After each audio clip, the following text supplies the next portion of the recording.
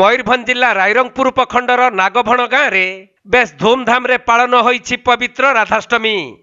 बहु दूर दूरांतर लोक माने राधाकृष्ण मंदिर को आसी पूजार्चना करिथिबा बेले राधाकृष्ण मूर्ति को क्षीर रे समस्त पुरुष और महिला भक्त माने स्नान कराई आशीर्वाद भिक्षा करिथिले।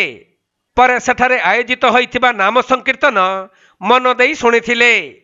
एही अवसर रे भक्त माने राधांक जन्म दिवस केक काटी नियारा ढंगरे एहाको पालन करिथिले। तेबे दीर्घ 22 वर्ष हेब नागभण गाँव रे एही उत्सव पालन होई आसुछि।